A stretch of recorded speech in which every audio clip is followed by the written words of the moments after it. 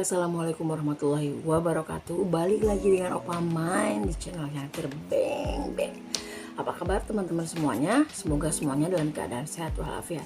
Sekarang di sini tuh jam setengah 7 malam.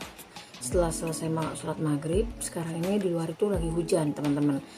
Nah, hari ini Opa ingin berbagi sedikit tentang pengetahuan Opa atau pengalaman Opa gimana rasanya tinggal di Indonesia setahun pulang dari luar negeri tanpa punya penghasilan.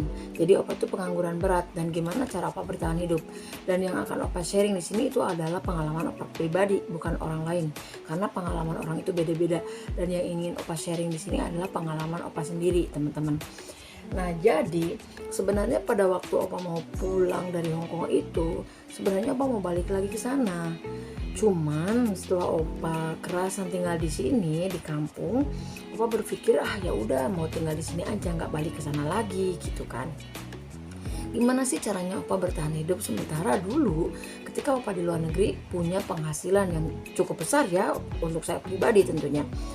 Nah, sebenarnya kalau saya harus jujur-jujuran sama teman-teman, semua tabungan saya itu sudah habis untuk kebutuhan keluarga saya dan untuk rumah saya dan pokoknya banyak lagi.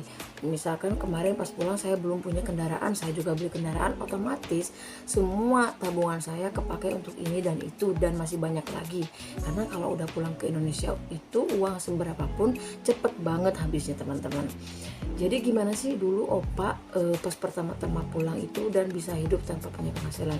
Ini nggak mudah buat Opa karena biasanya kita nerima duit gede per bulannya, nggak mudah banget Opa, susah banget ya. Cuman Opa itu bertahan karena Opa ada keluarga. Maksudnya karena waktu itu uang yang dari gaji Opa itu dulu dibelikan sama mama Opa itu kebun. Nah, dan kebunnya itu dibikin atau dibuat bertaninya seperti apa ya, bertaninya itu seperti pepaya dan pisang. Nah, jadi dari pohon pisang dan pepaya itu yang mana ada hasilnya. Memang hasilnya sangat sedikit dan bahkan mungkin buat teman-teman gak bakal cukup uang segitu. Memang pada awalnya itu sangat sulit banget buat Opa karena biasanya kan besar banget ya per bulannya. Sekarang per minggu Opa itu dari kebun pisang sama kebun pepaya itu hasilnya cuma sedikit, gak sampai seperempat, bahkan 0,1 saja enggak. Biasanya Opa itu per minggunya kalau pepaya lagi bagus biasanya Opa dapat 100, 60, 70, 50, bahkan pernah dapat 20.000 itu per minggunya dari hasil pepaya, belum dari hasil pisang. Kalau pisang itu biasanya 14.000, 15, 20, 30 tergantung banyaknya dan beratnya pisang tersebut. Nah, begitulah cara Opa bertahan hidup. Jadi Opa punya lahan dipergunakan dan hasilnya alhamdulillah bisa dinikmati. Jadi di situ uang itu biasanya Opa pakai untuk kebutuhan sehari-hari, misalkan untuk beli pulsa, misalkan untuk beli gas dan lain sebagainya. Memang sebenarnya nggak cukup uang sebesar itu teman-teman, sangat nggak cukup sekali. Cuman di sini karena Opa itu masih tinggal sama mama Opa, jadi misalkan uang itu dari mama dulu, nantinya yang lainnya dari Opa, kayak gitu, seperti itulah pokoknya. Dan yang kedua, gimana Opa bisa bertahan hidup itu di sini itu ikut gabung di sosialisasi yang ada di masyarakat atau di kampung-kampung seperti PKK ataupun seperti muslimatan ke masjid atau seperti banyak lain nih, seperti saat ini pemilu yang sedang diadakan di negara Indonesia itu mau pencoblosan, dan itu kan pemilu itu boleh diikuti sama siapa aja rakyat Indonesia dari umur 17 sampai umur 52 kalau nggak salah. Nah, dari PKK kalau kita mau aktif di PKK ya, di ibu-ibu itu juga biasanya ada uang ininya, transportasinya teman-teman. Memang nggak besar, paling dikasih berapa gitu ya per bulan, atau mungkin dikasih berapa gitu, sedikit sekali memang, tapi kalau kita bersyukur dan kita mencintai pekerjaan itu, uang sekecil itu pun sangat berarti. Nah jadi opa ikutan, walaupun sebenarnya opa susah, karena opa belum punya kostum, opa nggak punya seragam, opa belum kenal sana sini, tapi opa berusaha mengimbangi, opa berusaha beradaptasi. Supaya apa? Sebenarnya bukan uang yang opa incer. Pertama karena opa ingin betah di Indonesia. Gimana caranya? Yaitu tadi opa bersosialisasi. Dan yang kedua itu di sini tuh biasanya ada pengajian ibu-ibu. Pengajian ibu-ibu memang nggak menghasilkan uang ya, tetapi kita punya pengetahuan di bidang agama. Dan biasanya pengajian ibu-ibu itu diadakan setiap Jumat, dan itu yang mana kita mengeluarkan uang. Misalkan kita pergi dari masjid satu atau dari daerah satu ke daerah lainnya, memang memakai seragam, yang punya seragam. Kalau opa pribadi memang belum punya, jadi ya opa nggak pakai seragam. Dan itu biasanya kita dimintai ongkos 10.000 kalau mau perginya. Tapi opa tetap mengikuti, karena apa? Banyak positifnya. Kita jadi mengetahui hal-hal tentang keagamaan.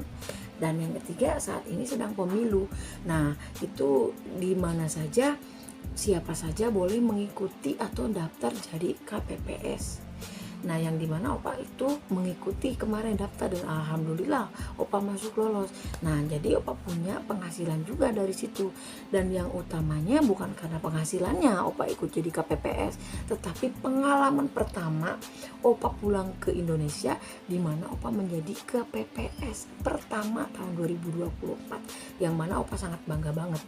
Nah jadi sebenarnya ada banyak hal untuk kita bertahan hidup atau biar betah tinggal di Indonesia itu, ada banyak hal banget. Apalagi kalau buat teman-teman yang punya ijazah, itu teman-teman dan masih muda yang pulang dari luar negeri masih bisa untuk kerja di Indonesia. Banyak, ada di pabrik, ada di pasar, ada jadi sales, ada jadi di counter, ada jadi yang di Alfamart kayak gitu, Indomart, pokoknya banyak banget. Kesempatan kerja itu di Indonesia sebenarnya banyak kalau kitanya nggak malas dan mau berusaha. Jadi buat teman-teman yang mau balik kampung nggak usah khawatir. Kalau memang teman-teman udah yakin pengen pulang Indonesia, seyakin-yakinnya bisa kok teman-teman. Salah satunya yaitu tadi kita beradaptasi pertama dengan lingkungan kita, bagaimana kita membuat betah. Apa yang membuat kita bisa bertahan di sini? Kita ikutin pelan-pelan. Memang awalnya opa juga sulit banget, tapi dengan berjalannya waktu, sekarang opa udah 1 tahun, opa bisa bertahan hidup walaupun dengan pendapatan yang sangat minim sekali ya dari hasil kebun opa, tapi alhamdulillah opa sangat bersyukur sekali. Dan biasanya opa juga, bukan biasanya tapi opa juga kadang suka dikasih sama kakak opa yang dikerja di luar negeri ya, karena kebetulan opa punya saudara yang kerja di sana juga. Biasanya beliau kasih buat opa jajan lah gitu tanpa diminta, sebenarnya dia suka kirimin buat opa, dan opa sangat berterima kasih sekali untuk itu. Jadi ini motivasi buat teman-teman. Pokoknya selama kita mau berusaha, walaupun hasilnya sedikit, tidak seperti yang di luar negeri dulu. Kalau kita mau berusaha dan mau bersyukur, kita masih bisa untuk bertahan hidup. Mungkin cuman itu aja sharing dari opa, bagaimana kita bertahan di Indonesia tanpa punya pekerjaan ya, melainkan dari hasil-hasil sedikit demi sedikit kayak gitu ya, ikut ibu-ibu nimbrung ini itu dan segala macam, arisan muslimatan ke masjid, PKK, banyak, pokoknya banyak banget lah ya, antar RT, antar dusun, antar warga, antar DKM, pokoknya banyak banget. Selama kita mau berusaha, selama kita mau giat, selama kita mau aktif, insya Allah ada manfaatnya, ada hasilnya. Walaupun hasilnya nggak berupa uang, tapi hasilnya juga berupa ilmu, yang mana ilmu itu lebih manfaat dari apapun. Jadi sekian aja dulu sharingnya dari opa. Kalau ada yang positifnya silahkan diambil. Kalau memang ini nggak berarti atau nggak ada segi positifnya, nggak ada baiknya, ya nggak apa-apa. Dan buat kawan-kawan yang baru join di channel Opa Main, salam kenal. Dulu opa ini TKW di Hong Kong, sekarang opa berdomisili di Indonesia, yang mana kebetulan opa baru 1 tahun tinggal di Indonesia dan belum banyak hal yang opa ketahui tentang di sini. Makanya opa ini baru, apa yang opa tahu, apa yang opa ketahui, biasanya opa langsung sharing ke teman-teman online semua. Okay, thank you so much for watching. I'll see you in another video and bye.